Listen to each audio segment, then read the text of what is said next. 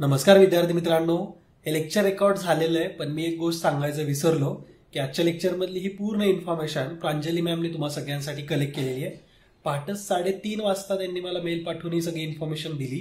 तर विचार करा, पहाटे 3:30 पर्यंत त्या इतिहासामधल्या सगळ्या डिटेल आणि इंटरेस्टिंग गोष्टी तुम्हा सगळ्यांसाठी कलेक्ट करत होत्या. तर प्रांजली मॅमला माझ्याकडून तर थँक्स आहेच. तुम्हा सगळ्यांकडून त्यांच्या या एफर्टचा रिस्पेक्ट म्हणून तुम्ही एक गोष्ट नक्की करा की हे लेक्चर शेवटपर्यंत बघून झाल्यानंतर हे लेक्चर तुमच्या फ्रेंड्स आणि फॅमिली मेंबर्स सोबत शेअर करा, कारण हा इतिहास तुम्हाला सर्रास कुठं सहज सापडणार नाहीये. इंटरेस्टिंग सेशन आहे, अगदी शेवटपर्यंत बघा. Thank you Pranjali ma'am.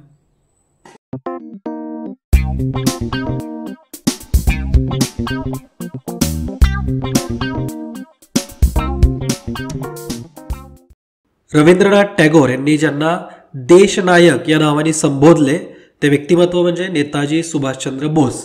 तर आज नेताजी सुभाषचंद्र बोस यांची 125वी जयंती आणि त्यानिमित्त आपण त्यांच्याविषयीची सगळी माहिती अगदी इन डिटेलमध्ये जाणून घेऊ. आपण एक्झाम पॉईंट ऑफ व्ह्यूने सुद्धा भरपूर सारे इन्फॉर्मेशन बघणार आहे. जसं की आपल्या देशाचे असे ते एकमात्र व्यक्तिमत्व आहे की ज्यांना भारतरत्न देऊन सुद्धा तो सुप्रीम कोर्टकडून माघारी घेण्यात आला, रिटर्न घेण्यात आला. अशी घटना ही भारताच्या इतिहासामध्ये पहिल्यांदाच झालेली आहे. 1992 त्यांना मरणोत्तर भारतरत्न सन्मान मिळाला होता. मात्र सुप्रीम कोर्टमध्ये याचिका वगैरे दाखल झाल्या आणि तो त्यांचा जो काही भारतरत्न किताब होता हा त्यांच्याकडून रिटर्न घेण्यात आला होता. ठीक आहे, तर भरपूर साऱ्या फॅक्ट्स आणि इंटरेस्टिंग मुद्दे तुम्हाला आज व्यवस्थितपणे अभ्यासायला मिळतील. लेक्चर शेवटपर्यंत बघा. तुम्हा सगळ्यांचं विजन गव्हर्नमेंट जॉब या एज्युकेशनल प्लॅटफॉर्मवरती अगदी मनपूर्वक स्वागत. नेताजी सुभाषचंद्र बोस हे भारतीय स्वातंत्र्य लढ्याचे एक महान स्वातंत्र्य सेनानी होते. नेताजी सुभाषचंद्र बोस हे नाव ऐकलं की लगेच आपल्याला एक नारा आठवतो, तो म्हणजे तुम मुझे खून दो मैं तुम्हें आझादी दूंगा. तर हा नारा अतिशय त्या काळामध्ये लोकप्रिय झाला होता. 40-50 हजार सैनिकांपुढे, आझाद हिंद सैनिकांपुढे त्यांनी हा नारा दिला होता. आणि त्यानंतर आपल्या देशाच्या सैनिकी लढ्याला खऱ्या अर्थाने सुरुवात झाली होती. भारतीय सैनिकांची एक तुकडी जी इंग्रजांविरुद्ध लढतीये, तर हे असं पहिल्यांदाच घडलं होतं. आपण नेताजींचा पूर्ण जीवनपट बघूयात. नेताजींचा जन्म हा 23 जानेवारी 1897 रोजी कटकमध्ये झाला होता, ओडिशामध्ये.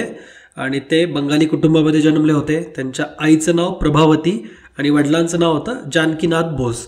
जानकीनाथ बोस हे एक वकील होते. आणि नेताजींना एकूण 13 भावंडं होती, ज्यामध्ये 6 बहिणी होत्या आणि 7 भाऊ. जानकीनाथ बोस आणि प्रभावती बोस यांना एकूण 14 अपत्य होते. त्यामध्ये आपले नेताजी हे 9वे आणि मुलांमध्ये 5वे अपत्य होते. ठीक आहे, नेताजींनी त्यांच्या सुरुवातीच्या शालेय शिक्षणानंतर कटकमधल्या रेव्हनशॉ कॉलिगेट स्कूलमध्ये प्रवेश घेतला होता. त्या शाळेमधून त्यांना चांगले मार्क मिळाले. पुढं ते प्रेसिडेन्सी कॉलेजमधून शिक्षण घेत होते. पण त्या कॉलेजमध्ये ना आता सुभाषचंद्र बोस यांचं बिहेवियर पहिल्यापासून राष्ट्रवादी होतं आणि त्यांचा कट्टर राष्ट्रवादी कारणांमुळं प्रेसिडेन्सी कॉलेजमधून त्यांना हद्दपार करण्यात आलं होतं. नंतर ते इंजिनिअरिंगच्या अभ्यासासाठी कॅम्ब्रिज विद्यापीठामध्ये गेले होते.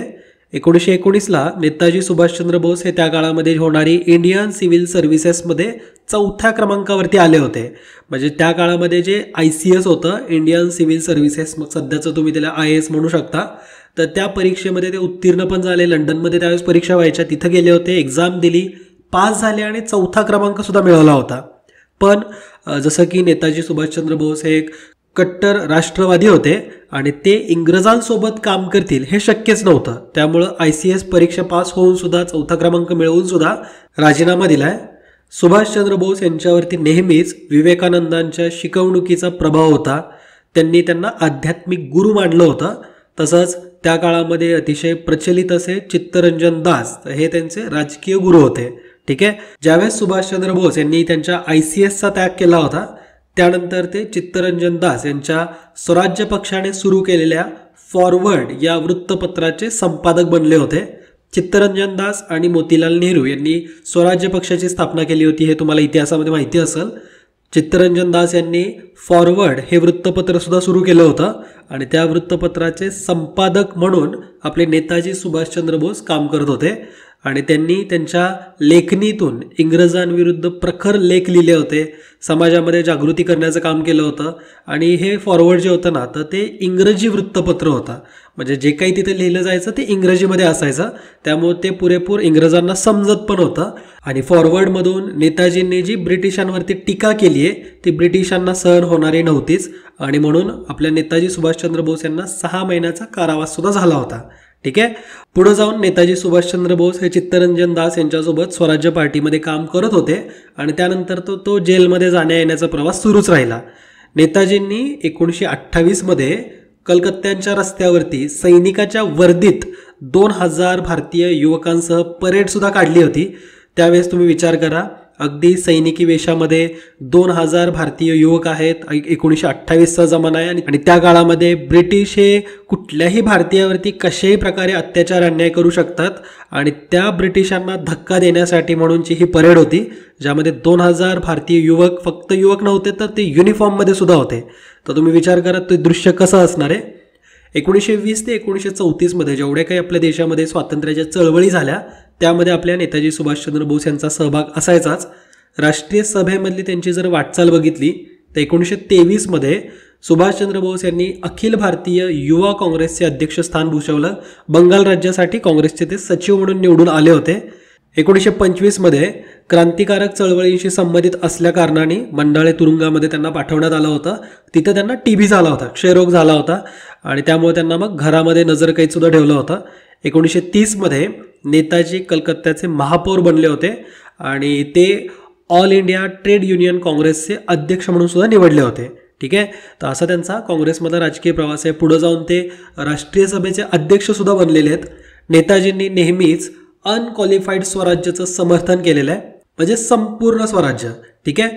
मोतीलाल नेहरूंचा जो अहवाल होता, ज्यामध्ये मोतीलाल नेहरूंनी असं मागितलं होतं की भारतीयांना जास्तीत जास्त सुविधा द्याव्यात किंवा भारतीयांच्या संदर्भात रिफॉर्म्स इंग्रजांकडून केले जावेत, तर हा जो मोतीलाल नेहरू अहवाल होता तर त्या अहवालाचा नेताजींनी विरोध सुद्धा केला आहे. तिथल्या ज्या मागण्या होत्या ह्या नेताजींना मान्य नव्हत्या. नेताजींना फक्त अनक्वालिफाईड स्वराज्य हवं होतं, म्हणजे संपूर्ण स्वराज्याची मागणी ही नेताजींनी केली होती.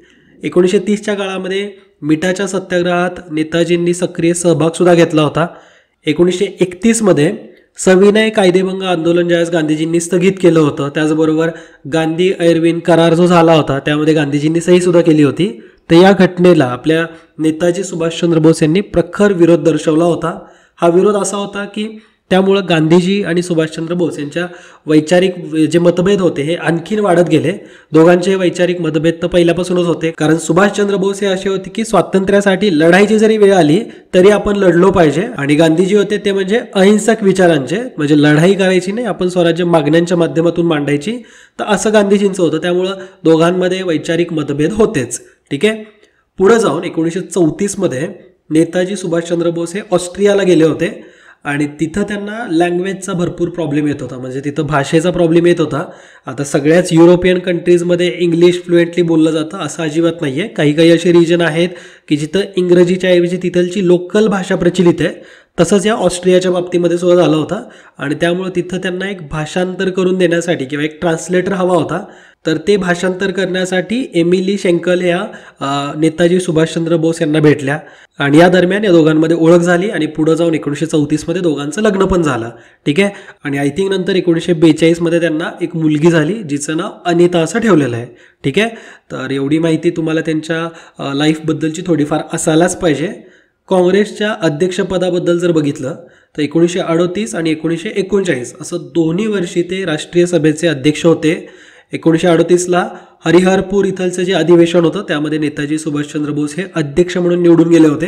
त्यानंतर 1939ला त्रिपुरीमध्ये म्हणजे लगेच दुसऱ्या वर्षी पुन्हा एकदा त्यांनी गांधीजींचे जे उमेदवार होते पट्टाभी सीतारामय्या तर यांना हरवून ते पुन्हा एकदा राष्ट्रीय सभेचे 1939चे अध्यक्ष म्हणून निवडून आले होते. मात्र गांधीजी आणि सुभाषचंद्र बोस यांच्यामध्ये जो काही वैचारिक मतभेद होता तर त्या कारणामुळे सुभाषचंद्र बोस यांनी काँग्रेसच्या अध्यक्षपदाचा त्याग केला होता, राजीनामा दिला, काँग्रेस सोडलं आणि पुढे त्यांनी 22 जून 1939लाच फॉरवर्ड ब्लॉकची स्थापना केलेली आहे. फॉरवर्ड ब्लॉक ऐकल्यावरती क्लिक होते का की याच अशा नावाचा जो वृत्तपत्र होता त्यामध्ये ते पहिल्यांदा संपादक म्हणून रुजू झाले होते. ज्यावेळेस त्यांनी ICSचा जॉब सोडला होता त्यावेळेस ते फॉरवर्डमध्ये संपादक होते, जिथून त्यांनी इंग्रजांविरुद्ध पेनच्या माध्यमातून युद्धाची सुरुवात केली होती. आणि आता 22 जून 1939ला फॉरवर्ड ब्लॉकची त्यांनी स्थापना केली आहे आणि आता इथून पुढं पेनच्या ऐवजी बंदुकीने युद्ध होणार आहे. दुसरं महायुद्ध या दरम्यान सुरू होतं. नेताजींना ब्रिटिश सरकारने कलकत्तामध्ये नजरकैदेमध्ये ठेवलं होतं. ते कसे बसे तिथून सुटले म्हणजे तुम्हाला तो प्रवास माहिती असेल की त्यांनी वेषांतर केलं, एका पठाणाचं वेषांतर करून ते काबूल मार्गे वगैरे युरोपमध्ये जाऊन पोहोचले होते. जर्मनीमध्ये ते गेले, तिथं त्यांनी हिटलरकडून सुद्धा भरपूर सारी मदतीचं आश्वासन घेतलं होतं. नेताजींनी 1942च्या दरम्यान इटलीमध्ये, जर्मनीमध्ये जे भारतीय युद्धबंदी होते म्हणजे त्यांना आपण प्रिझनर ऑफ वॉर म्हणतो ना, तर त्यांची अशी एक तुकडी बनवली होती, जी तुकडी भारतामध्ये ब्रिटिशांविरुद्ध लढायला सुभाषचंद्र बोस यांची मदत करतील. तर अशी साधारणतः 4,000 ते 5,000 सैनिकांची ती तुकडी होती. पण त्यावेळेस अशा काही घटना घडल्या की नेताजी सुभाषचंद्र बोस यांचा जर्मनीवरचा विश्वास थोडासा कमी होत चालला होता. त्यामध्ये 2-3 रिझन आहेत, तेवढे डिटेलमध्ये जायची गरज नाही. फक्त तुम्हाला माहिती असावं की हिटलरची एक ऑटोबायोग्राफी आहे, त्याच्यामध्ये त्यांनी भारतीयांचा उल्लेख थोडा वेगळ्या द्वेषाने केलेला आहे. तर तो उल्लेख त्यांनी त्याच्या बायोग्राफीमधून काढून टाकावा अशी नेताजींची मागणी होती. त्यानंतर हे जे जर्मन्स आहेत तर ते भारतीय सैनिकांचा म्हणजे भारताची ही जी तुकडी असणार आहे याचा तेवढा पुरता आणि गैरवापर करतील की काय, तर या शंकेने सुभाषचंद्र बोस हे आपले जर्मनीमधून जपानपर्यंत जाऊन पोहोचले. जपानपर्यंत हा त्यांचा सबमरीनवाला प्रवास होता. तर 1943मध्येच ते जपानमध्ये पोहोचले. तिथं जपानमध्ये ऑलरेडी कॅप्टन मोहन सिंग यांच्या नेतृत्वाखाली ऑलरेडी आझाद हिंद सेना म्हणजे कॅप्टन मोहन सिंग हे जनरल होते, तर त्यांच्या नेतृत्वाखाली आझाद हिंद सेना ही ऑलरेडी तिथं फॉर्म झालेली होती. त्या सैनिकांचं नेतृत्व करण्यासाठी म्हणून नेताजी सुभाषचंद्र बोस यांनी पुढाकार घेतला. त्यांची निवड ही रासबिहारी बोस यांनी केली होती आणि पुढं जाऊन या आझाद हिंद सेनेचं नेतृत्व आपल्या सुभाषचंद्र बोस यांनी केलं. त्यामध्ये मग तुम्हाला माहिती आहे की महिला रेजिमेंट स्थापन करण्यात आली, जिचं नाव आहे राणी झाशी रेजिमेंट. आणि याच्यामध्ये कॅप्टन लक्ष्मी स्वामीनाथन तर यांच्याकडं या आझाद हिंद सेनेच्याच झाशी रेजिमेंटचं नेतृत्व दिलं होतं. आता याच्यामध्ये ना आझाद हिंद सेनेबद्दल जर तुमचा अभ्यास अर्धवट आहे तर लगेच आपण काय म्हणतो की आझाद हिंद सेनेची स्थापना ही सुभाषचंद्र बोस यांनी केली होती. हा अगदी लिमिटेड स्वरूपाचा अभ्यास झाला. आझाद हिंद सेनेचाच इतिहास मुळात इतका इंटरेस्टिंग आहे की मला अगदी या 1-2 मिनिटांमध्ये तुमच्यासोबत सांगायचं नाही आहे. मी सेपरेट लेक्चर हे आझाद हिंद सेनेवरती अगदी इन डिटेलमध्ये घेणारच आहे. म्हणजे तुम्हाला जसं नेताजी सुभाषचंद्र बोस यांच्याबद्दल सांगितलं ना की त्यांचं आणि जर्मनीचं थोडंसं खटकलं होतं, ते एक पटत नव्हतं, असे काहीतरी शंका निर्माण झाल्या होत्या. तर तशीच गोष्ट ही कॅप्टन मोहन सिंग आणि त्या काळामधलं असलेलं जपानचं नेतृत्व तर यांच्यामध्ये झालं होतं. फूट पडली होती, 40-45 हजारांचं ते सैन्य होतं. फूट पडली आणि अर्ध सैन्य हे कॅप्टन मोहन सिंगच्या अंतर्गत आलं आणि अर्ध सैन्य हे जपानच्या. मग पुन्हा एकदा तिथं नेतृत्वाची जबाबदारी रासबिहारी बोस आणि कॅप्टन मोहन सिंग यांनी मिळून आपल्या सुभाषचंद्र बोस यांच्याकडे दिली. आणि त्यानंतर फक्त सैनिकच नाही तर जपानमध्ये असलेले भारतीय जे सिव्हिल्स होते म्हणजे भारतीय नागरिक सुद्धा जे होते ना, तर ते सुद्धा आझाद हिंद सेनेमध्ये भरती झालेले आहेत. तर अतिशय इंटरेस्टिंग इतिहास आहे, अगदी 2-3 मिनिटात सांगण्यासारखा नाही आहे. एक स्पेशल लेक्चर तुम्हाला आझाद हिंद सेनेवरती मिळाल, ठीक आहे.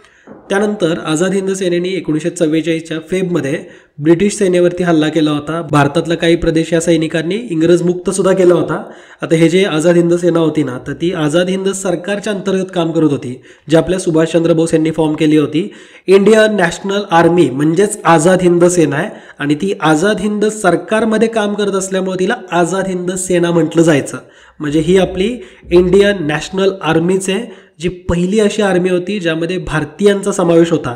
या आर्मीचं वैशिष्ट्य थोडक्यात सांगायचं झालं ना तर याच्यामध्ये कुठल्याही प्रकारचा भेदभाव केला जात नव्हता किंवा अशा तुकड्यांची नावं सुद्धा अशी काही नव्हती. आता सध्या आपल्या आर्मीमध्ये सुद्धा बघा की शीख रेजिमेंट असते, बिहार रेजिमेंट असते, मराठा रेजिमेंट आहे, तर असं किंवा राजपूत रेजिमेंट असते.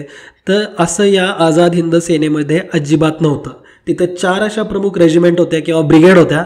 गांधी ब्रिगेड होती, आझाद ब्रिगेड, नेहरू ब्रिगेड आणि सुभाष ब्रिगेड. त्यानंतर राणी लक्ष्मीबाई यांच्या नावावरती सुद्धा ब्रिगेड होती. मात्र प्रमुख तर 3च आहेत, जसं की नेहरू ब्रिगेड, गांधी ब्रिगेड आणि आझाद ब्रिगेड, ठीक आहे. आझाद ब्रिगेड म्हणजे आपल्या चंद्रशेखर आझादांच्या नावावरती ती ब्रिगेड होती. तर ठीक आहे, आपण आझाद हिंद सेना डिटेलमध्ये ज्यावेळेस डिस्कस करू त्यावेळेस हे मुद्दे पुन्हा एकदा तुम्हाला रिकॉल होतीलच. 1944मध्ये काय झालं, आझाद हिंद सेनेने आझाद हिंद सरकारच्या अंतर्गत काम करताना 1944मध्ये ब्रिटिश सैनिकांवरती हल्ला करून भारतीयांचा जो काही प्रदेश होता तो इंग्रज मुक्त केला होता. आणि या दरम्यानच नेताजी सुभाषचंद्र बोस यांनी जय हिंद हा नारा दिला होता किंवा ही घोषणा केली होती. तर ही घोषणा आजही भारतीय सैनिकांमध्ये, इंडियन आर्मीमध्ये जय हिंद ही घोषणा आजही वापरली जाते, ठीक आहे. तर तुम्ही म्हणू शकता की आझाद हिंद सेना म्हणजेच सध्याची आपली इंडियन नॅशनल आर्मी आहे. त्याला त्या काळामध्ये सुद्धा इंडियन नॅशनल आर्मी याच नावाने ओळखलं जायचं, जे की आझाद हिंद सरकारच्या अंतर्गत काम करत होती. या आझाद हिंद सरकारच्या स्वतःच्या करन्सी होत्या, पोस्टल स्टॅम्प होते, कोर्ट होते, सिव्हिल कोड होते. तर खूप चांगला इतिहास आहे यांचा. तुम्ही अगदी याला शॉर्टमध्ये अभ्यासू नका किंवा असं एखादे वन लाईनरसाठी याचा अभ्यास करू नका. थोडासा डीपमध्ये अभ्यास झाला तर कन्सेप्ट वाईज तुम्हाला हिस्ट्रीबद्दलचं नॉलेज राहील. ठीक आहे. आता सुभाषचंद्र बोस यांच्या मृत्यूबद्दल जर बघितलं ना तर भरपूर अशा कॉन्ट्रोवर्सी आहेत. 18 ऑगस्ट 1945ला टोकियोला जात असताना तायवानच्या जवळ विमान अपघात झाला आणि त्याच्यामध्ये त्यांचं निधन झालं, अशा प्रकारची बातम्या पसरल्या होत्या. या गोष्टीवरती त्या काळामध्ये सुद्धा भारतीयांनी विश्वास ठेवलाच नव्हता, कारण हे शक्यच नाही असं वाटत होतं. आणि म्हणजे आता हे त्या काळामध्ये ना जपानच्या अंतर्गतचा सगळा प्रदेश होता. टोकियोला जात असताना सध्याच्या तैवानजवळचा हा विमान अपघात होता आणि ज्यामध्ये सुभाषचंद्र बोस यांचा मृत्यू झाला, अशा प्रकारची बातमी पसरली. आता याची चौकशी करण्यासाठी स्वतंत्र भारतामध्ये सुद्धा आणि स्वातंत्र्यापूर्वी 1 वर्षपूर्वी सुद्धा समिती गठीत करण्यात आली होती. 1946 ही समिती आहे. फिगेस रिपोर्ट त्यांनी प्रकाशित केला आणि शहानवाज कमिटी 1956ची. तर या दोघांच्या मते नेताजी सुभाषचंद्र बोस यांचा तैवानमधील विमान अपघातामध्ये मृत्यू झाला असं या समितीने सांगितलंय. पुढं जाऊन 1970मध्ये खोसला आयोग सुद्धा गठीत करण्यात आला आणि त्या अहवालानुसार सुद्धा विमान अपघातात त्यांचा मृत्यू झाला असावा असंच मेन्शन करण्यात आले किंवा या समितीचा अहवाल आहे. ठीक आहे. पण खरा जो टर्न आला तो 2005मध्ये. 2005मध्ये मुखर्जी आयोग गठीत करण्यात आला होता भारत सरकारच्या अंतर्गत आणि या अहवालानुसार सुभाषचंद्र बोस यांचा विमान अपघातात मृत्यू झाला तर असा कोणताही पुरावा उपलब्ध नाही, तर असं या अहवालामध्ये सांगण्यात आलं होतं. परंतु एक वैशिष्ट्य म्हणजे भारत सरकारने मुखर्जी आयोगाचा हा अहवाल नामंजूर सुद्धा केला होता. तर 2005मध्ये हा मुखर्जी आयोग गठीत केला होता, मात्र त्यांचा अहवाल हा नामंजूर केला आहे. तर त्यामुळं सुभाषचंद्र बोस यांचा मृत्यू कधी झाला याबद्दल शंका आहेत. ठीक आहे. आणि भारतरत्नाबद्दलचं जर सांगायचं झालं ना तर 1992मध्ये नेताजी सुभाषचंद्र बोस यांना मरणोपरांत भारतरत्न प्रदान करण्यात आला होता. परंतु सुप्रीम कोर्टमध्ये भरपूर साऱ्या याचिका दाखल करण्यात आला. एक याचिका अशी होती की त्या याचिकेनुसार सुभाषचंद्र बोस यांचा मृत्यूच झालाय असा कुठलाही पुरावा नाही आहे, तर तुम्ही त्यांना मरणोपरांत भारतरत्न कसं काय देताय, तर हे प्रश्नचिन्ह होते. आणि म्हणून सुप्रीम कोर्टकडून या याचिकावरती युक्तिवाद करण्यात आला आणि त्यानुसार जे भारतरत्न देण्यात आलेलं आहे नेताजी सुभाषचंद्र बोस यांना तर ते अवैध ठरवण्यात आलं आणि सुप्रीम कोर्टच्या आदेशानुसार नेताजींना देण्यात आलेला भारतरत्न हा सन्मान हा परत घेण्यात आला. आणि भारताच्या इतिहासातली ही अशी एकमेव घटना आहे की एखाद्या व्यक्तीला भारतरत्न मिळालेला आहे आणि तो पुरस्कार नंतर सुप्रीम कोर्टच्या आदेशानुसार काढून घेण्यात आला. ठीक आहे. आपण जर काही रिसेंट घडलेल्या जर घडामोडी बघितलं ना तर 2019मध्ये रॉस, नील आणि हॅव्हलॉक तर या बेटांची नावं बदलण्यात आलीत. रॉस बेट जे आहे, आता हे सगळे बेट हे अंदमान निकोबारमधले आहेत, तर रॉस बेटाला नेताजी सुभाषचंद्र बोस द्वीप असं नाव देण्यात आलं आहे. नील बेटाला शहीद द्वीप आणि हॅव्हलॉक बेटाला स्वराज्य द्वीप असं नाव देण्यात आलेलं आहे. ठीक आहे. या नावांवरती आपल्याला आयोगामार्फत क्वेश्चन विचारला जाऊ शकतो, तर थोडंसं हे लक्षात ठेवाच. नेताजींनी देशासाठी निस्वार्थ भावनेने केलेल्या सेवेचा सन्मान करण्यासाठी आज म्हणजे 23 जानेवारी हा दिवस भारत सरकारकडून पराक्रम दिवस नावाने साजरा करायचं ठरवलेला हा निर्णय घेतलेला आहे. तर तुम्हा सगळ्यांना पराक्रम दिनाच्या अगदी मनपूर्वक हार्दिक शुभेच्छा. काही इम्पॉर्टंट फॅक्ट्स ह्या पण तुम्हाला माहिती असाव्यात. आझाद हिंद रेडिओवरून सुभाषचंद्र बोस यांनी भाषण देताना सगळ्यात पहिल्यांदा 6 जुलै 1944 रोजी महात्मा गांधीजींना राष्ट्रपिता या नावाने संबोधलं होतं. तुम्ही इथं बघा की नेताजी सुभाषचंद्र बोस हे तेच व्यक्ती आहेत की महात्मा गांधीजींसोबत वैचारिक मतभेद होते, म्हणून 1939मध्ये राष्ट्रीय काँग्रेसमधून किंवा राष्ट्रीय सभेमधून त्यांनी राजीनामा दिला होता, अध्यक्षपद सोडलं होतं. थोडेसे वैचारिक मतभेद असतात, मात्र याचा अर्थ असा नाही की एखाद्या माणसाचा द्वेष करणं, तर तसं झालेलं अजिबात नाही आहे. इतिहासामध्ये जे महान व्यक्तिमत्व आहेत त्यांनी नेहमीच एकमेकांचा आदर सन्मान राखलेला आहे. तर नेताजी सुभाषचंद्र बोस यांनी 6 जुलै 1944ला महात्मा गांधीजींना राष्ट्रपिता या नावाने संबोधलं. ठीक आहे. तुम्हाला हे माहिती आहे का की आपले भगतसिंग जे होते तर त्यांची फाशी रोखण्यासाठी किंवा फाशी थांबवण्यासाठी सुभाषचंद्र बोस यांनी महात्मा गांधीजींकडे तशी रिक्वेस्ट केली होती. ठीक आहे. महात्मा गांधीजींनी सुभाषचंद्र बोस यांना देशभक्तो के देशभक्त या नावाने सुद्धा संबोधलं आहे. रवींद्रनाथ टागोर आपल्या सुभाषचंद्र बोस यांना देशनायक या नावाने संबोधतात. आणि नेताजी हे नाव भरपूर असं गैरसमज आहे की डायरेक्टली हिटलरनी नेताजी असं नाव सुभाषचंद्र बोस यांना दिलं, तर ते चुकीचं आहे. जर्मनीमध्ये जे युद्ध कैदी होते, म्हणजे भारतीय सैनिक जे होते ज्यांना युद्ध कैदी बनवलं होतं, तर त्यापैकी भारतीय सैनिकांनी एका नेताजी या नावाने सुभाषचंद्र बोस यांना संबोधलं आणि त्यापासून नेताजी सुभाषचंद्र बोस हे नाव प्रचलित झालेलं आहे. ठीक आहे. तर जे अर्ध इतिहास अभ्यासून जे काही तुम्हाला सांगतील किंवा तुम्ही कुठं वाचलं असेल तर ते चुकीचं आहे. इतिहासामध्ये असा कुठेही उल्लेख नाही की सुभाषचंद्र बोस यांना डायरेक्टली हिटलरनी नेताजी वगैरे पदवी दिली, तर तसं अजिबात नाही. हिटलरचा ॲटिट्यूड थोडा वेगळाच असायचा. ओके. आता आपण जर नेताजी सुभाषचंद्र बोस यांनी लिहिलेली साहित्य बघितली तर त्यामध्ये स्वराज्य हे त्यांनी एक न्यूजपेपर किंवा वर्तमानपत्र सुरू केलं होतं. आधी ते फॉरवर्ड ब्लॉकमध्ये संपादक होते आणि स्वतःचं नंतर स्वराज्य सुरू केलं होतं. त्यानंतर त्यांनी एक पुस्तक लिहिलं आहे, द इंडियन स्ट्रगल 1920 ते 1934, आणि त्यानंतर ॲन इंडियन पिलग्रीम, तर हे सुद्धा अतिशय प्रचलित पुस्तक. तर हे असे 3 साहित्यांचा इथं उल्लेख केला आहे ज्यावरती एक्झाममध्ये क्वेश्चन बनतील. इतरही साहित्य त्यांचं प्रचलित आहे. ठीक आहे. तर आजच्या सेशनच्या माध्यमातून नेताजी सुभाषचंद्र बोस हे आपल्याला जाणून घ्यायचे होते. हे काय असं म्हणजे 20-25 मिनिटात आपण त्यांच्याबद्दल सगळीच माहिती जाणून घेतो असं अजिबात होत नाही. काही ना काही गोष्टी राहिलेल्या असतात. मात्र एक्झामसाठी जे काही विचारतील ते आपण अगदी डिटेलमध्ये कव्हर केलं आहे. अनफॉर्च्युनेटली ना सुभाषचंद्र बोस यांच्यावरती आपल्याला काही स्टेट बोर्डमध्ये किंवा आपल्या कॉलेजच्या पुस्तकांमध्ये सुद्धा एवढी काही डिटेल इन्फॉर्मेशन सापडत नाही. ते खरंच एक अनफॉर्च्युनेट आहे की इतिहास लिहिणाऱ्यांनी तो एका वेगळ्याच पॉईंट ऑफ व्ह्यूने लिहिला, किंवा जर त्यांचे जर वैचारिक मतभेद असतील तर ते शालेय पुस्तकांमध्ये म्हणजे त्यांच्याबद्दल रिप्रेझेंटच करायचं नाही अशा पॉईंट ऑफ व्ह्यूने लिहिलेला इतिहास आहे. आणि त्यामुळेच म्हणतात ना की इतिहास हा बदलण्याची गरज असते. इतिहास बदलण्याची म्हणजे काय, त्याच्या घडामोडी बदलल्या जाणार नाही आहेत, पण इतिहासाकडे बघण्याचा दृष्टिकोन बदलला जाऊ शकतो. आणि त्यामुळेच सिलेबसमध्ये ज्यावेळेस काही बदल होतात किंवा असे काही व्यक्तिमत्व आपण ॲड करू त्यावेळेस आपण खऱ्या अर्थाने इतिहासाला जस्टिफाय करतोय.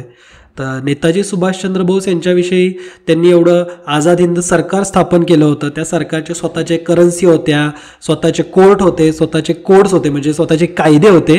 असं सरकार त्यांनी आपल्या ॲक्च्युअल स्वातंत्र्याच्या अगदी 4-5 वर्षांपूर्वीपासूनच केलं होतं.